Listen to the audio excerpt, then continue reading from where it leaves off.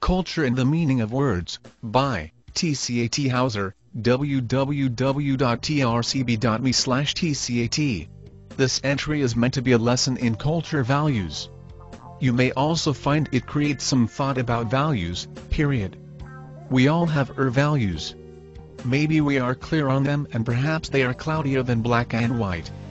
Often, we put labels on these values. Some religion, some place we live. I am clear on my values.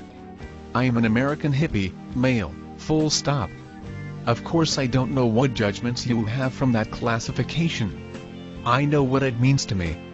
It means I value and prefer the paths of peace over violence, love as opposed to hate and understanding if not personally agreeing. Recently another person that I value highly and for a long time period was informing me of a positive event. I responded with, "That's great shut."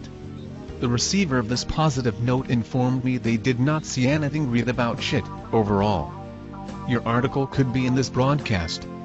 Visit trcb.com to find out how.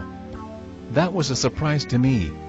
And it got me thinking about how the meanings of words a sender of information may intend can be taken in a completely different context. Not long ago, I was leading a breakout session for Small Business Nation. I opened like this. Raise your hand if you know Harry. Okay, thanks. Now raise your hand if you know B. Thanks. Now everyone put your hands down, and only raise your own if you know both of them. Okay, great. Now keep your hand up if you just met them at this conference. Oh wow. Thank you. To those who have your hands up now, I'm sorry. I forgot total you. I invited a guest to be among us. That would be Moses. I invited him to be with us in a metaphysical way today. Now I suppose you cannot see him because he just fell off of his chair and onto the floor.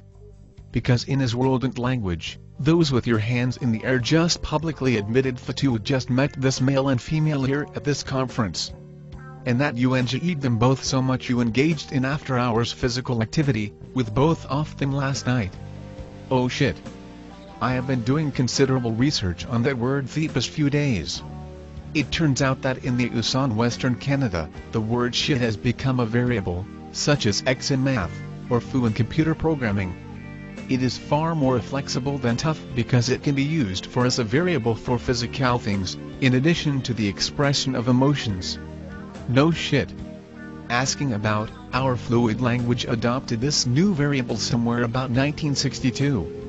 George Carlin created a monologue about in the mid-60s. The monologue was popular because of the vast and rapid changeover from something less than pleasant in many cases, to a variable. I fully admit some American citizens do not particularly enjoy this variable. I only have to look as far as some of my own siblings to realize this. To that I say, tough shit.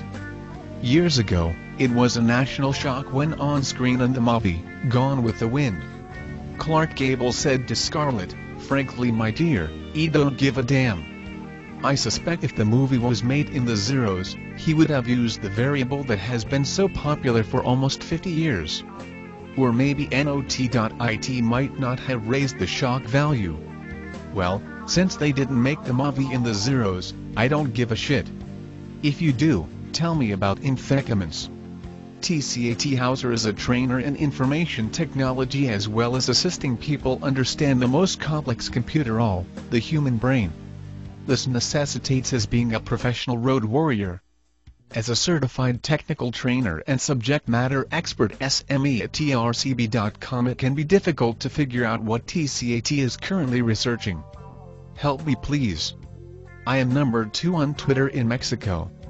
Can you help to become number 1 on Twitter by following me on Twitter? Follow me Twitter.